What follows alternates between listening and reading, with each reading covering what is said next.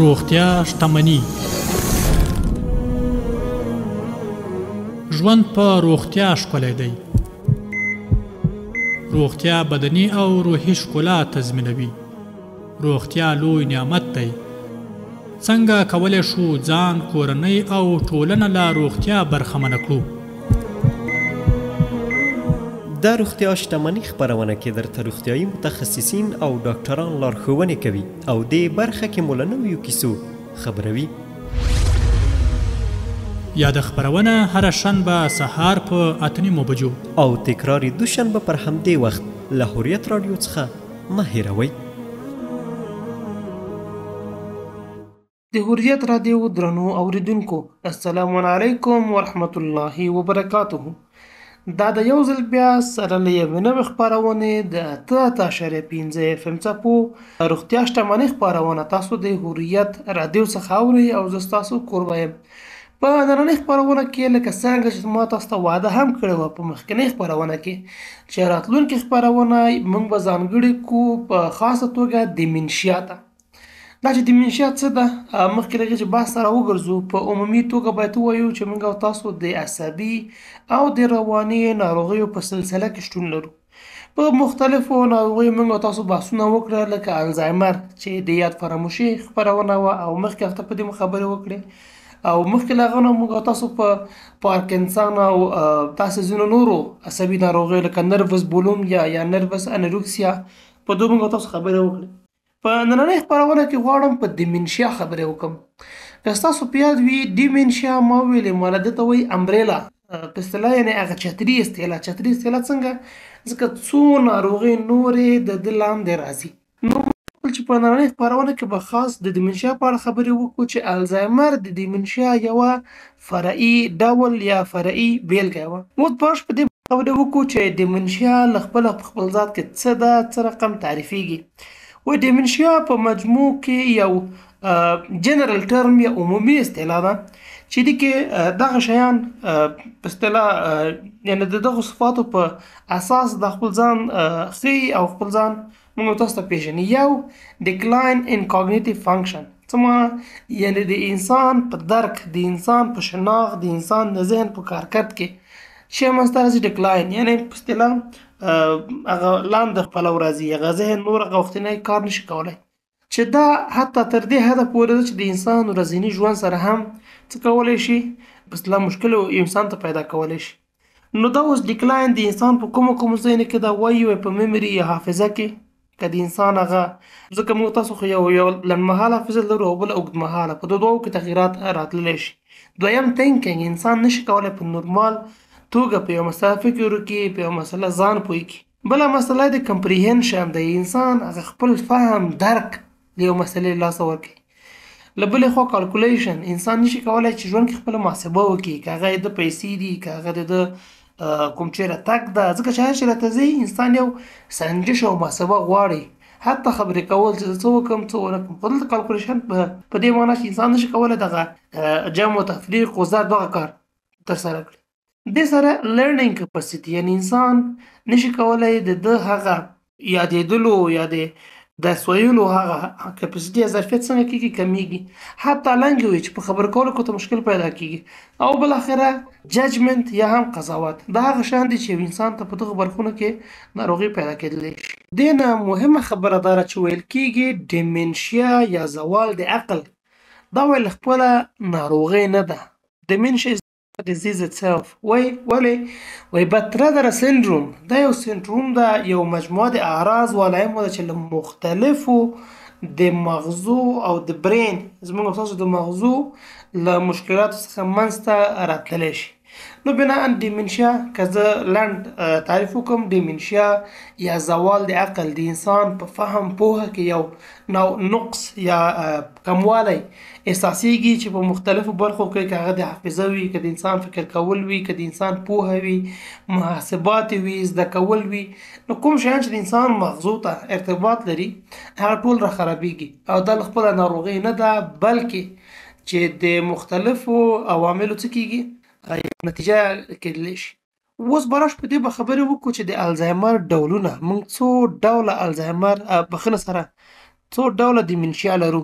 که ستاسو په یاد وي موږ په مخکینۍ خپرونه کې په الزایمر خبرې وکړې، نو اوس هم اول ډول همدا ده وایي الزایمر ډیزیز.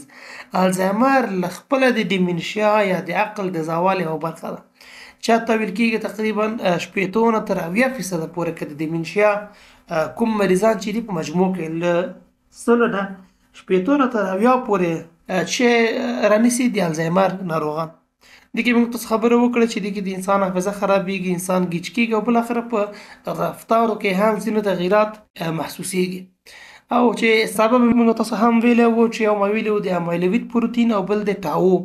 دغه پروتینونه راځي زموږ او تاسو د حافظې په حجراتو کې ترسب کوي او بالاخره دغسې یو حالت منځته راولي. اوس به راشو پر بل ډول به خبرې وکړو چې هغه عبارت ده له واسکولر ډیمنشیا. څه معنا؟ یعنې وعایي زوال د عقل. هغه زوال د عقل چې زموږ او ستاسو د مغزو رګونو سره ارتباط لري. د ډیمنشیا هغه اولینی په اصطلاح که نه اولینی کوم چې ډېر واقعیت نیسي هغه الزایمر ده. ورپسې وایي سیکنډ موست کامن فارم د ډیمنشیا هغه دویم چې ډېر واقعیت پکې لیدل کېږي هغه عبارت ده له واسکولر یا وعایي. دې کې څه کېږي؟ وایي دې کې زموږ او ستاسو د مغزو یو قسمت ته چارج ځي، یا وینه کمه رسېږي یا وینه بیخي نه رسېږي، چې هماغه ته موږ او تاسو سکتې مغزي سکته هم وایو. او یا هم داسې کېږي چې د رګونو د خرابېدو یا د بندېدو په سبب دغسې یو حالت منځته راځي. د دې اعراض والایم به څه وي؟ وایي هر هغه ځای چې هلته وینه ونه رسېږي او ځکه زموږ او ستاسو مغزو خو داسې دي چې هر قسمت یې ځان ته ځانګړې وظیفه لري، نو بناً هر ځای چې مصاب شو، هر ځای چې هلته مشکل را پیدا شو، د همغسې مشکلات به څه کېږي انسان کې را پیدا کېږي.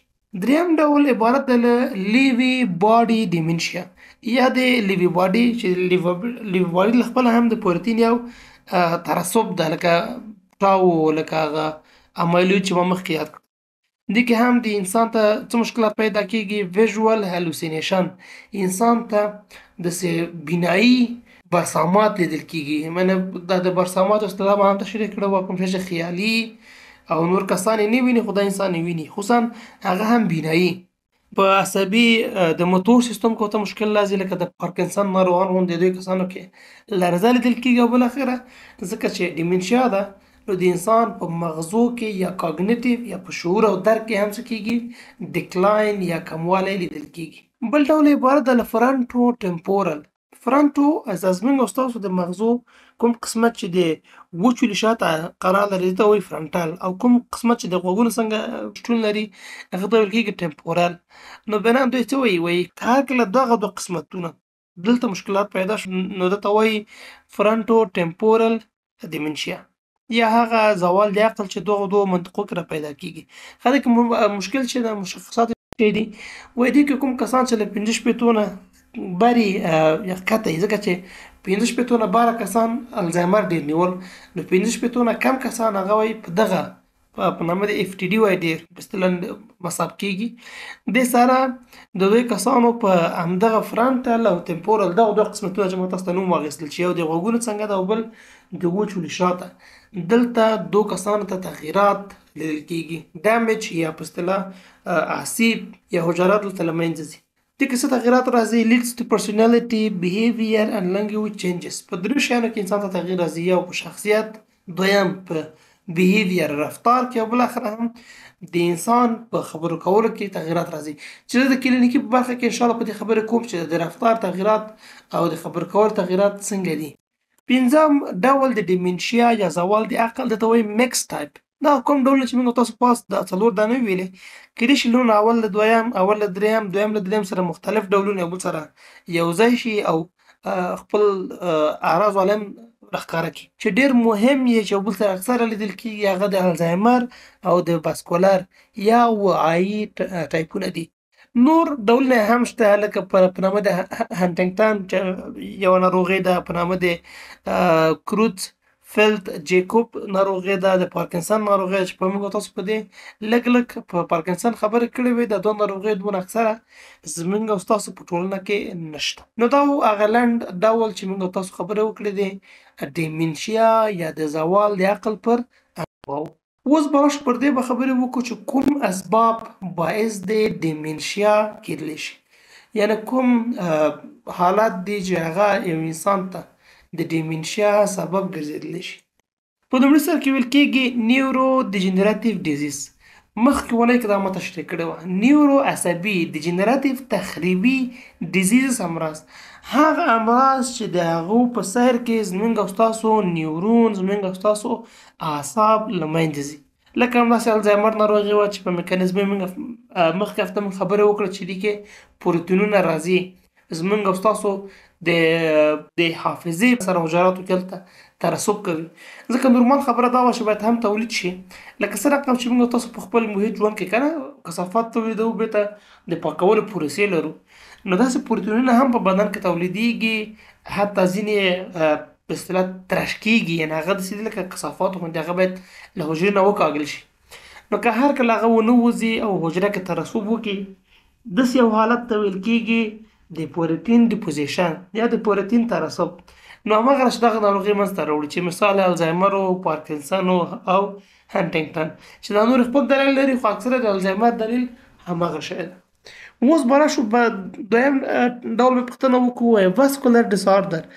زموږ او ستاسو په مغزونو کې دا د اویا او د رګونو مشکلات. څنګه د اویا او د رګونو مشکلات؟ مثلا انسان په توګه یو انسان سټروک ورکړي، سټروک یا په اصطلاح مغزي سکته، یو چیرې رګ بندېږي او دماغ ته وینه نه ځي، یا هم کرونیک هایپرتنشن، مریض مزمن لوړ فشار لري چې بالاخره فشار دومره لوړ چې نشي کولی مغزو د قسمتونو ته خپل ځان ورسوي. بله مسله یې برین انجریز دی، یا څه معنا؟ یعنی د مغزو اسیبونه او جراحت. دا که ټراوما وي یا مثلا بیرونی ټراوما وي، یو انسان یو د موټر په ټکر کې وي، له کوم ځای راوغورځېږي، سر یې سره ولګېږي، یا هم ټیومرز، تومورونه وي، مختلف سرطانونه په مغزو کې داسې یو حالت کېدلی شي. دې سره بله خبره د انفیکشن ده، انتانات لکه سفلیس، لکه مننجیت. مننجیت زموږ او تاسو د مغزونو د پوخ، موږ پوخ لرو په نامه د مننج، چې زموږ او ستاسو ټول مغزې راپوخ کړي. که هر کله دغه التهابي شي دې ته وایي مننجیت. اچ آی وي یا ایډز هم له هغو ناروغیو څخه ده چې داسې یو حالت انسان ته منځته راوستلی شي. پنځم دلیل ټوکسینز یا زهري مواد دي، لکه څه شی؟ لکه الکوهول ابیوز. کوم کسان چې هغوی په دوامداره توګه او په ډېر زیات غلظت شراب یا الکول استفاده کوي، او همدارنګه هیوي میټلز یا سنګین فلزات چې په مخکې هفته کې زه په لیټ ما خبره وکړه چې لیټ هم له همغو تمایلاتو څخه ده چې باید ترسره شي ماشومانو کې، ځکه چې داسې یو حالت وروسته ورته ژوند کې منځته راوستلی شي. له بلې خوا نیوټریشنل ډیفیشنسیز څه معنا؟ یعنې د غذایي له پلوه که موږ او تاسو ځینو خوراکونو کې، ځینې ویټامینونو کې موږ او تاسو له کمبود سره مواجه شو. د مثال په توګه ویټامین B12، خو په دغه حالت کې هم یو انسان ته د ډیمنشیا یا زوال د عقل حالت منځته راتللی شي. او بالاخره اخرنی دلیل یا اخرنی کاز چې ولې یو انسان ته ډیمنشیا منځته راځي هغه ته وایي جینیټیک میوټیشنز، یعنې جینیټیکي تغییرات.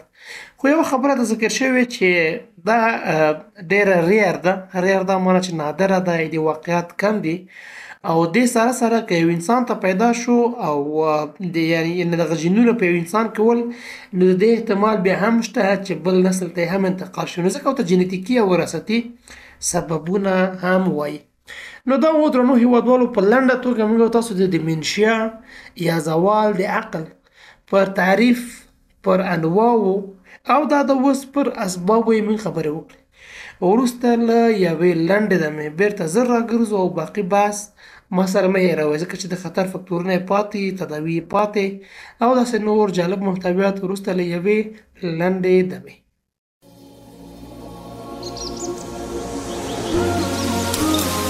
روغتیا شتمني. ژوند په روغتیا ښکلی دی. روغتیا بدني او روحي ښکلا تضمینوي. روغتیا لوی نعمت دی. څنګه کولی شو ځان، کورنۍ او ټولنه له روغتیا برخمنه کړو؟ دا روغتیا شتمني خپرونه کې درته روغتیایي متخصصین او ډاکټران لارښوونې کوي او دې برخه کې مو له نویو کیسو خبروي. یاد خبرونه هر شنبه سهار په 8:30 بجو او تکرار دوشنبه پر همدې وخت له حریت رادیو څخه مه هېروئ. بیا هم سلامونه او نیکې هیلې ښه راغلاست د روغتیا شتمنۍ خپرونې دویمې برخې ته. ګډې سلامونه هغو هېوادوالو ته چې خپرونې سره تازه یوځای شوي. تاسو ته سلامونه او نیکې هیلې. الله تعالی نه غواړم خوشحاله او ارامه اوسېږئ. په نننۍ خپرونه کې موږ په ډیمینشیا سره له خپلې مخکنۍ وعدې خبرې وکړې. ځکه ما تاسو سره وعده کړې وه چې وروسته د الزایمر له بحث نه به موږ تاسو په ډیمینشیا خبرې کوو. ولې؟ ځکه ډیمینشیا داسې یو عمومي اصطلاح ده چې الزایمر او داسې نور ناروغۍ لکه پارکنسن په دې کې راننوځي او د دې لاندې مطالعه کېږي. نو موږ تاسو د الزایمر په اړه بخښنه سره د ډیمینشیا په اړه دا معلومات وړاندې کړل چې د انسان د فهم، د شعور، د ادراک راکمېدلو ته ویل کېږي ډیمینشیا. چې بیا مختلف څو کې ما معلومات ورکړه، که د هغه د انسان فکر کول دي، که د انسان حافظه ده، که د انسان ورځني کارونه دي، که هغه خبرې کول دي، که هغه یادول دي، که ژبه یې، که کتاب یې، که هر څه. نو دغه مشکلات که یو انسان کې ولیدل شي دته ویل کېږي زوال د عقل.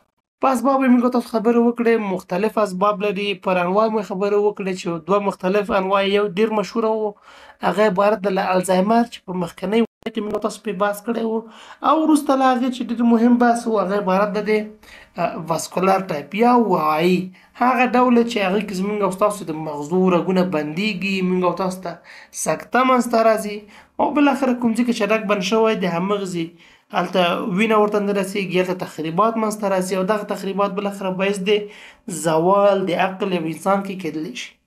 باشه پر دې په خبرې وکړو چې د خطر فکتورونه یا ریسک فکتورز په څو ډوله دي. موږ د ډیمینشیا یا زوال د عقل لپاره کوم د خطر فکتورونه لرو. په مجموع کې ویل کېږي د خطر فکتورونه پر دوه ډلو ویشي. یو ته وایي نن موډیفایبل، څه معنی؟ یعنې هغوی تغییرات نشي راوستلی. که ډاکټر که مریض وغواړي چې دې کې تغییرات راولم نشي کولی. بلې دي موډیفایبل، څه معنی؟ یعنې که ته وغواړې خپل ځان له داسې مرض نه وژغورې او بالاخره په ده مسیر لاړ نشي، کولی شي دغه نکات مراعات کړي او بالاخره په داسې یو ناروغۍ اخته نشي.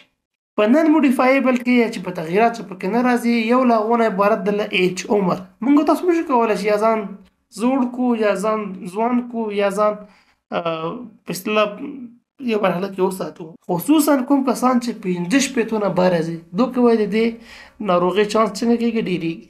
له بلې خوا فیملی هیسټري ان جینیټیک، د فیملي تاریخچه او جینیټیک. که د انسان که چا په کورنۍ کې که چا په جینیټیک کې دا ناروغي وه، نو متاسفانه هغه بیا نشي کولی چې خپل ځان له دې ناروغۍ څخه بچ کړي. له بلې خوا ډاون سنډروم هم د الزایمر او هم د ډیمینشیا سره ارتباط لري. ډاون سنډروم داسې یو ناروغي ده چې په دغه انشاءالله موږ تاسو بیا کله که په ولادي نواقصاتو خبرې کولې یا په کروموزومي ناروغیو بیا انشاءالله په دې به خبرې وکړو. اکثره تاسو به د خپل ټولنه کې لیدلي وي چاغ هلکان چې د هغوی مغزونه او د هغوی هغه ذهني او مغزي روشنه شاته پاتې وي. اکثره تاسو یعنې په ټولنه کې زموږ تاسو یو له ناروغیو څخه چې اکثره لیدل شوي او مریضان شتون لري. له بلې خوا موډیفایبل یا کوم د خطر فکتورونه چې هغه ته کولی شي هغې کې تغییرات راولي. یو له هغو څخه عبارت د کارډیو واسکولر ډیزیز یا د زړه ناروغي. که ته د زړه ناروغي لرې، لاړ شه متخصص ته، دوا د وخوره په خپل وخت، غذایي رژیم د ونیسه، ورزش د وکړه، نو ته تر ډېر حده پورې بچ کېدلی شي له ډیمینشیا نه. همداسې هایپرټنشن اند ډیابیټ، شکر او ورسره د وینې لوړ فشار. که تاسو خپل خوراک کې د مالګې اخیستنه کمه کړئ. د هایپرټنشن په اړه موږ جلا خپرونه درلودلې، پوره جزئیات ما په دې بحث کړی. حتی که ستاسو په یاد وي ما د داش ډایټ یو ځانګړی خوراک مې هم د کومو کسانو لپاره چې هغوی شکر لري وړاندې کړی و. دا خبره مې پکې کړې وه چې شکر داسې یو ناروغي ده، بخښنه سره د وینې لوړ فشار چې هغه د کنټرول وړ ده. تاسو کولی شئ رژیم ونیسئ، تاسو خپل د خوراک ته متوجه شئ، نو تر ډېر حده پورې هغه کنټرولېدلی شي. او همداسې شکر چې په شکر انشاءالله موږ او تاسو به د اندوکراین په برخه کې چې وروسته د دغه سلسلې به یې په جزئیاتو به خبرې کوو چې دا څه رقم ده، څو ډوله ده او څنګه وکولی شو ځان د دغه ناروغۍ څخه هم وژغورو او هم که مبتلا شولو د خرابېدو نه خپل ځان وساتو. له بلې خوا سموکینګ او الکول، شراب څښل چې دا د یوې خوا د الله تعالی حکمت ده چې دا حرام کړي، او له بلې خوا سګرټ چې متاسفانه اوس په ټولنه کې نه کوم شرعي حکم څوک ورته شته او نه څوک ورته وایي چې دا حلال ده او که حرام. بس خلکو کې فرهنګ د ورځ په ورځ ډېرېږي مختلفو سرطانونو سره، حتی تر ډیمنشیا یا زوال د عقل د سره ارتباط لري. له بلې خوا فزیکل اناکټیویټي، کوم کسان چې هغوی فزیکي فعالیت نه لري، کار نه کوي، ورزش نه کوي، نو د دې احتمال کېدلی شي چې دوه کسانو کې یعنې دا خپله د خطر یو فکتور ده چې دوی انسانان به ځي ته په د دې پلو چې دې ناروغي بخته کېږي. دې سره سره اوبیسیټي یا چاغوالی، ډپریشن یا افسردګي، بالاخره لو ایجوکیشن بیا د خبر یاده شوه. کوم کسان چې د هغو تحصیل کم وي، کوم کسان چې د هغوی پوهه د هغوی علمي کچه کمه وي، هغوی هم ډېرو ناروغیو ته مساعد دي. له بلې خوا سوشل آیسولیشن، کوم کسان چې په ټولنه کې منزوي دي، کوم کسان چې نور سره کار نه لري، د چا په غم کې نه وي، د چا په ښادۍ کې نه وي، د چا په خوشحالۍ کې نه وي، دا د خپل ژوند، نو دغه کسان هم په اصطلاح په داسې یو ناروغۍ اخته کېدلی شي. او بالاخره بل د خطر فکتور چې هغه د تغییراتو وړ ده، هغه لپاره د ټي بي آی، یعنې کوم کسان چې هغوی جراحت ویني باید زر د مراجعه وکړي ډاکټر ته، سی ټي سکن عکسونه د واخلي او کوم هغه تدابیر چې ډاکټر ورکوي هغه د په منظمه توګه ترسره کوي. اوس به راشو په دې به خبرې وکړو چې په نړیواله توګه دا ناروغي په کومه حالت کې شتون لري او څه وضعیت شته. په نړیواله توګه وایي 55 میلیون کسان همدا اوس په ډیمنشیا اخته دي او په نړۍ کې ژوند کوي. نو دا ډېر غټ رقم ده. فکر وکړئ 55 میلیونه د افغانستان د نفوس تقریبا 3 چند، او هر کال 10 میلیونه نوي واقعات یا نوي واقعات د ناروغۍ سره څنګه کېږي، اضافه کېږي. حتی ویل کېږي وایي که کال 2050 راغی، اوس 2025 ده، یعنې 25 کاله وروسته حتی کېدلی شي دا رقم چې 55 و 3 چنده شي، 152 میلیون کسانو ته ورسېږي. شته واقعیت یوه غټه فاجعه ده چې زموږ ستاسو په مخ کې را روانه ده. دې سره سره کوم وایي اکثره واقعیت چې لیدل کېږي وایي هر هغه هېوادونه چې هلته اقتصاد یا کم وي یا متوسط، دا زموږ ستاسو هېواد او داسې افریقایي هېوادونه، دا د اسیایي هېوادونه چې دلته لو اند میډل انکم کنټریز دي، چې دلته اقتصاد یا ټیټ ده یا برابر، نو تقریبا 80 سلنه واقعیات وایي دغسې کورنیو کې دغسې ټولنو کې منځته راسي. او د دې 55 میلیون واقعاتو ډېرترین واقعات الزایمر تشکیلوي. او یوه بله خبره چې هم د یادولو وړ ده چې په ښځینهو او په نارینهو کې بیا دا ناروغي په ښځینهو کې ډېره ده. ولې؟ ځکه چې ښځینه نسبت له نارینهو څخه په عمري لحاظ عمر یې ډېر ده، چې دا هم ځان ته دلایل لري چې ولې. اوس به راشو په دې به خبرې وکړو چې د دې ناروغۍ کلینیکي حالات څه رقم دي او په کومو برخو ویشل شوي. په مجموع کې ویل کېږي وایي په 100 ډوله موږ اعراض او علایم په دوه ناروغانو کې لرو. یو ته ویل کېږي کاګنیټیو سمپټمز، یا د شعوري او یا هم د درک اعراض و علایم. یو له هغو څخه باید د میموري لاس، مریض خپله حافظه د لاسه ورکوي، خصوصا شارټ ټرم، هغه لنډمهاله حافظه. کوم شی 15 دقیقې مخکې اورېدلي، پرون یې اورېدلي، یو ساعت مخکې اورېدلي، اوس د مریض مطلق له هیر دي چې زه څوک یم، چیرې یم، ته څوک وې، هغه څوک و، داسې. بل this orientation in time and place، مریض په وخت پیژندلو کې او د مکان یا د زمان په پیژندلو کې مریض حیراني، زه چیرې، څو بجې دي، څه وخت ده، دغه سوالونه پوښتنه کوي چې دا له خپله ښیي چې مریض د ځای او د بالاخره د وخت یا د زمان په اړه څنګه ده ګنګس ده، او مریض نشي کولی چې دا یو بل نه تفکیک کړي. له بلې خوا لنګویج پرابلمز، یا په خبرو کولو کې یو مریض ته مشکلات پیدا کېدلی شي، مثلا په مختلف ډول ورډ فایندینګ ډیفیکلټي. مثلا مریض یو لغت پسې ګرځي چې والا صبر، یو خبره غواړي وکړي خو هغه لغت له هیره وتلی چې والا کوم لغت نو موږ پسې ګرځو ولا څه ورکړه چې زه اوس جمله جوړه کړم تا ته ووایم چې دا لغت څه و. یا مریض ریپیټیټیو سپیچ لري. څه معنی؟ مریض په دوامداره توګه یو خبر تکراروي، یو خبر په دوامداره توګه تکراروي، چې دا هم د الزایمر په ناروغانو کې یوه نښانه کېدلی شي. له بلې خوا impaired judgment and reasoning، مریض په قضاوت کولو کې، په دلیل ویلو کې مریض خپل تعادل له لاسه ورکوي. او بالاخره difficulty with complex tasks، که ته لږ مغلق کار ورکړې، څه ډېر لږ مغلق، مریض ګنګسېږي، زه نه پوهېږم چې اوس دا به څنګه وکړم، دا څنګه ترسره کېږي، داسې نور. له بلې خوا په مریض کې په رفتار او روان کې هم تغیرات راځي. مثلا پرسونالټي چینجز، د مریض شخصیت نور هغه کوم وختنی شخصیت یا نور کسان چې مریض پیژنده په دغه شخصیت چې ولاده داسې یو سړی ده، مریض نور هسې نه وي. ولې؟ ځکه چې هغه تغیرات پکې منځته راځي. ډپریشن، انزایټي، ولې؟ ځکه چې دا انسانان نور انسانانو سره ټولنه کې اصطلاح سروکار لري، نورو سره شتون لري، نو دا خپله خبره نشي کولی، د خلکو په خبره نشي پوهېدلی. نو تاسو فکر وکړئ چې یو څوک خپل حافظه له لاسه ورکړي کوتاه مدته، او نو هغه سره مخاطب هم څوک چې ناست وي هغه ډېر د ده د قصو د اورېدو لیوال نه وي، نو بنا مریض ته داسې یو حالت را پیدا کېدلی شي. اجیټیشن یا اګریشن، مریض به ډېر په قارېږي، هغه یعنې ډېر ژر به اماده وي چې په قار شي، حمله وکړي، څوک ووهي. حتی مریض برسامات، هلوسینیشن، ډیلوژن، توهمات کېږي.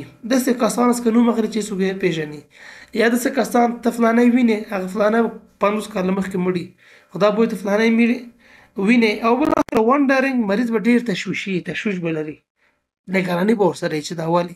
له بلې خوا مریض په خپل ورځني کارونو کې لکه که کالي اغوستل دي، که د مریض خوراک کول دي، که حمام کول دي، نو دو سره مشکلاتو کې مخ کېږي. له بلې خوا نشي کولی خپلې پیسې یا هم دواګانې تنظیم کړي، په منظم وخت وخوړلی شي، او بالاخره مریض استه استه په اصطلاح د نورو د اوږو بار کېږي، نشي کولی چې خپل ژوند په خپله توګه مخته واوسي، خو داسې حالات ورته پیدا کېږي. اوس په دې به خبرې وکړو چې ډیمنشیا آیا تداوي لري او که نه. یوه مهمه خبره دا ده چې ډیمنشیا یا د اکثرو حالاتو لپاره موږ او تاسو کیور یا معالجه نه لرو، مګر دواګانې شته چې کولی شي د مریض د ژوند په کیفیت کې مرسته وکړي او له ډېرو خرابېدو نه مریض وساتي. مختلفې دواګانې دي چې ځینې ته ویل کېږي کولسټرینیز انهبیټر، NMDA ریسپټر انټاګونیسټ، د دپرسانت یا د تشویش او د سایکوټیک حالت ضد دواګانې، چې دا په اصطلاح ډېر تخصصي بحث ده او راجع کېږي ډاکټر صاحبانو ته. له بلې خوا پریونشن ډېر مهمه ده، یعنې که تاسو په کومو حالاتو کولی شئ خپل ځان د دې ناروغۍ مقابل کې وژغورئ، یو که د زړه په ناروغیو مصاب هستئ خپل ناروغي جدي وګڼئ او داسې یو حالت ته ځان مه مواجه کوئ. ورزش کوئ، ښه خوراک کوئ، او له شرابو له د شیانو څخه خو یو د یوې خوا موږ مسلمان هستو، له بلې خوا کوشش وکړئ چې د عقل په رڼا کې د شیانو څخه ځان وساتئ. خپل دماغ ته یو مسؤلیت، یو کار پیدا کړي، که هغه کتاب ویلي، که کوم مسله حلولي، یا هر کوم کار چې هغه د لرنینګ یا په هغې کې د انسان زده کړئ، ټولنې سره نږدې پاتې شئ او کوشش وکړئ چې خوب هم منظمه وي او بالاخره ډپریشن او انزایټي خپله کنټرول کړي. نو دا هغه مهم نکات ول چې د دې ناروغۍ په اړه ما تاسو درنو هیوادوالو ته عرضه کړه. نو تر بلې خپرونې تاسو په لوی څښتن تعالی سپارم، د الله تعالی نه غواړم چې دا معلومات تاسو ته مفیده او مؤثره وي او نور هیوادوالو سره هم شریک کړي. نو تر بلې خپرونې تاسو په لوی څښتن تعالی سپارم. باقي ورځ مو نیکمرغه، د الله پامان.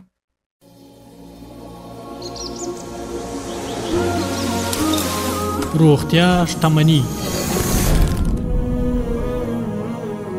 ژوند په روغتیا ښکلی دی. روغتیا بدني او روحي ښکلا تضمینوي. روغتیا لوی نعمت دی. څنګه کولی شو ځان، کورنۍ او ټولنه له روغتیا برخمنه کړو؟ دا روغتیا شتمني خپرونه کې درته روغتیایي متخصصین او ډاکټران لارښوونې کوي او دې برخه کې مو له نویو کیسو خبروي. یاده خپرونه هره شنبه سهار په 8:30 بجو او تکرار دوشنبه پر همدې وخت له حریت راډیو څخه مه هېروئ.